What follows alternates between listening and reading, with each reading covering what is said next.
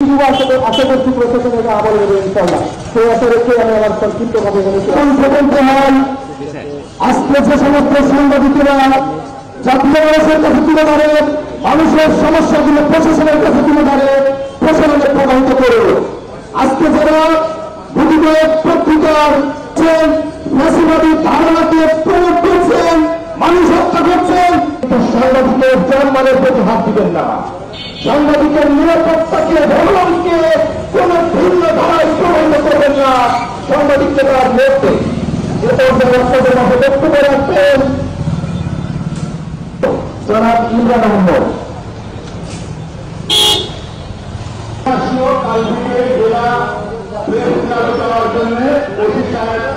আমরা একজন এবং সাংবাদিককে একজন যারা এই দুর্ঘটনার সাথে জড়িত, যারা নিষ্কাশনের করে এখন পর্যন্ত তাদেরকে আটকের কোন সংখ্যা আমরা শুনতে পাইনি।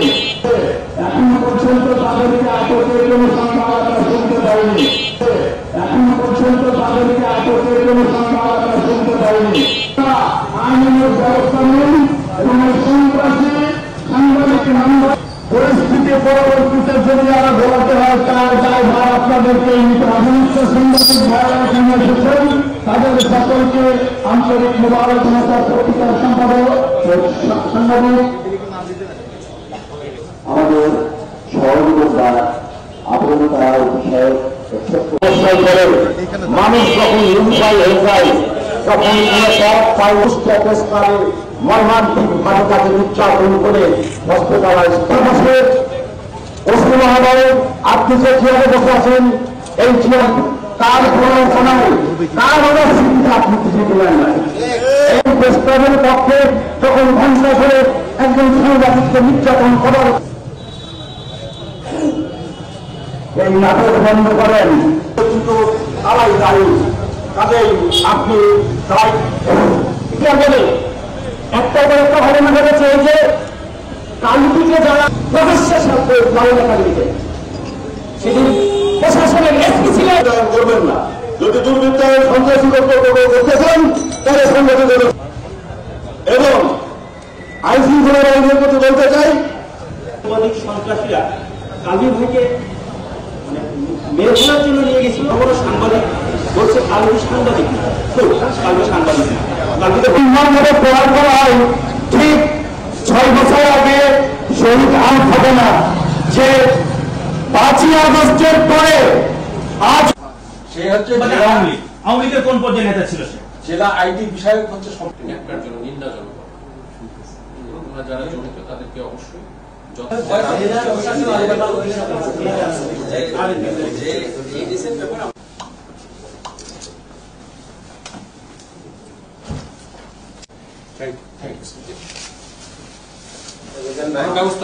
আজকে আমরা খুব ভারাক্রান্ত হৃদয়ে এখানে আসছি যে আমাদের বিশিষ্ট কলামিস্ট, বিশিষ্ট সাংবাদিক রফিকুল্লাহ কালবিকে মারাত্মকভাবে হত্যার উদ্দেশ্যে তাকে আঘাত করে সে এখন ঢাকা মেডিকেল হসপিটালে উনি মৃত্যুর সাথে পাঞ্জা লড়ছে। একটু আগে যে ইনফরমেশন আসলো যে তাকে অলরেডি ওটিতে ঢুকানো হয়ে গেছে এবং তার পায়খানার রাস্তা ওইটা ছিঁড়ে গেছে। এটা ডাক্তার এর আগে দেখতে পাইনি, ওইটা বাইপাস করা ছিল, ওইটা আবার নতুন করে আবার সার্জারি করা লাগবে। তাহলে শহীদ আবরার ফাহাদ 2019-এ যেভাবে ছাত্রলীগ কর্তৃক যেভাবে আঘাতপ্রাপ্ত হয়েছিল, সেম প্যাটার্নে সেম ভাবে তাকে আঘাত করা হলো, সেম কারণে। এটা একটা আশ্চর্যজনক না? তাহলে কি আওয়ামী লীগ কি আজও বাংলাদেশে রয়ে গেছে? এটাই হচ্ছে আমাদের প্রশ্ন। আওয়ামী লীগের স্টাইলে সেম ভাবে একই রাত্রে 6 বছর পরে তাকে আঘাত করা হলো। ডিসি সাহেব একই সময়ে বক্তব্য দিচ্ছেন কুষ্টিয়া শিল্পকলা একাডেমিতে আবরার ফাহাদকে নিয়ে, একই সময়ে কুষ্টিয়া প্রেস ক্লাবে। আজকে হচ্ছে জাতির কাছে প্রশ্ন যে এইটা কেন ঘটলো? প্রিয় সাংবাদিক বন্ধুগণ, আজকে হচ্ছে আইনের শাসন যদি প্রতিষ্ঠা এদেশে করতে হয়, তাহলে অবশ্যই আমাদেরকে কালবি ভাইয়ের এই ন্যাক্কারজনক ঘটনার প্রতিবাদ জানাইতে হবে এবং সেই সাথে এই রকম ঘটনা যেন সেকেন্ড টাইম আর কখনো কুষ্টিয়াতে এবং সারা বাংলাদেশে না ঘটে, এটার জন্য আমাদেরকে বুলন্দ আওয়াজ তুলতে হবে। এটাই হচ্ছে আমাদের প্রত্যাশা। কুষ্টিয়া সহ সারা দেশে যখনই সাংবাদিক এবং গণমাধ্যম কর্মীদের উপরে নির্যাতন, নিপীড়ন, হত্যাকাণ্ডের ঘটনা ঘটে, তখনই কুষ্টিয়ার সংগ্রামী সংবাদকর্মীরা সহযোদ্ধাদের উপর হামলার প্রতিবাদে সোচ্চার হয়ে দাঁড়ায় রাজপথে। আজকেও দাঁড়িয়েছে। আসলে আজকের এই ঘটনাটিকে আমি বলেছি যে কুষ্টিয়ার প্রশাসন, পুলিশ প্রশাসন এবং জেলা প্রশাসন চাই না যে কুষ্টিয়াতে সুস্থ, সঠিক এবং নীতিনিষ্ঠ সাংবাদিকতা কেউ করুক। চাই না বলেই সঠিক সাংবাদিকতা যারা করেন তাদেরকে ঠেঙানি দেওয়ার জন্য, নিবৃত্ত করার জন্য, হত্যা করার জন্য, কলম ভেঙে দেওয়ার জন্য, কণ্ঠরোধ করবার জন্য প্রত্যক্ষ এবং পরোক্ষ মদত দিয়ে এই সমস্ত সাংবাদিক নামধারী অসাংবাদিক দুর্বৃত্তদেরকে মদত দিয়ে যাচ্ছে এই জেলা প্রশাসন এবং পুলিশ প্রশাসন। যে কারণে তারা আজকে সর্বশেষ প্রেস ক্লাবকে আয়নাঘরে রূপান্তরিত করেছে, মুক্তিপণ আদায় সহ বিভিন্ন অপরাধ সংগঠন করে সেখানে নির্যাতনের কারখানায় রূপান্তরিত করেছে, প্রেস ক্লাবের মতো জায়গায়। তাহলে প্রেস ক্লাবের নেতারা কি করেন? ওই দায়িত্ব প্রেস ক্লাবের নেতারা এড়াতে পারেন না। যারা এখানে এই প্রেস ক্লাবের মতো একটা জনগণের প্রতিষ্ঠান, সমাজের প্রতিষ্ঠান, রাষ্ট্রের প্রতিষ্ঠানের মধ্যে একটা নাগরিককে ধরে নিয়ে গিয়ে হত্যার উদ্দেশ্যে নির্যাতন চালানো হয়, সেই দায়িত্ব প্রেস ক্লাবের নেতারাও করতে পারেন না, অস্বীকার করতে পারবেন না।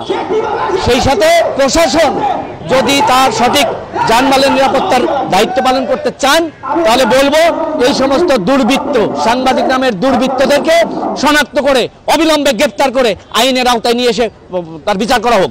আমরা মানববন্ধন করলাম কুষ্টিয়ার একজন সাংবাদিক বলতে কুমারখালী উপজেলা, সে নয়া দিগন্তের প্রতিনিধি ছিল এবং কুষ্টিয়া স্থানীয় কাগজে লেখালেখি করেছে এবং সে কন্টেন্ট ক্রিয়েটর।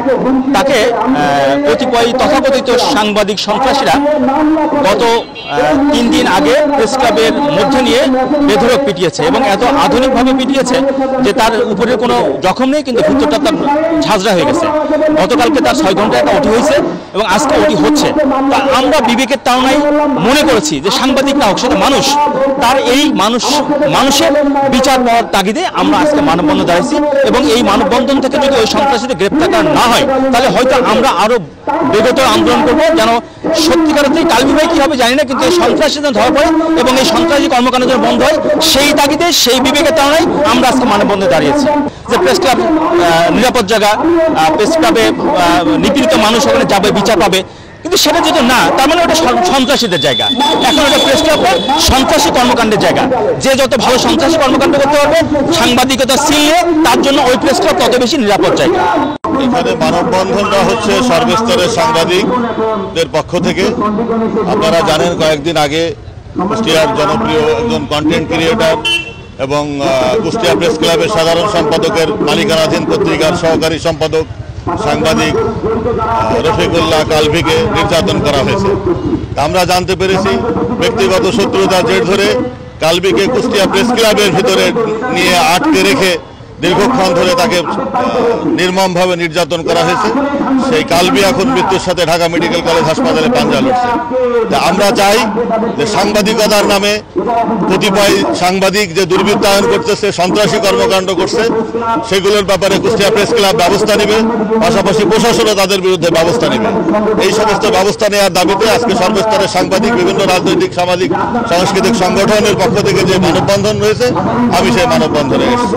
অবশ্যই যেহেতু মামলা হয়েছে এবং মামলা পুলিশের কাজ হচ্ছে মামলা তদন্ত করা, এবং তদন্ত করে যদি তারা দোষী সাব্যস্ত হয়, আমরা জানি যে কারা কারা কি করেছে, তারপরেও আমরা আইনের প্রতি আস্থাশীল এবং আইনগতভাবে তারা যদি দোষী সাব্যস্ত হয় অবশ্যই পুলিশ তাদের বিরুদ্ধে ব্যবস্থা নেবে, এটা আমরা আশা রাখি। সাংবাদিক কালভিকে নিয়ে যে ঘন্টার পর ঘন্টা হচ্ছে তাকে নির্যাতন করা হয়েছে এবং নির্যাতনের সর্বশেষ মুহূর্তে তাকে হসপিটালাইজ করেছে হয়েছে। আজকে সে ঢাকা চিকিৎসাধীন।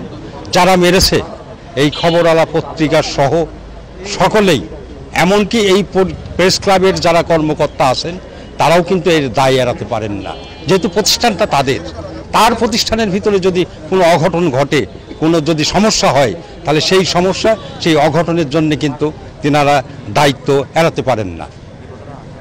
আমরা চাই যে প্রকৃত যারা আসামি, যারা এর সাথে সংশ্লিষ্টতা ছিল, যাদের মৌন সমর্থন ছিল, তাদেরকে আইনের আওতায় নিয়ে এসে উপযুক্ত শাস্তির কাঠগড়ায় দাঁড় করানো।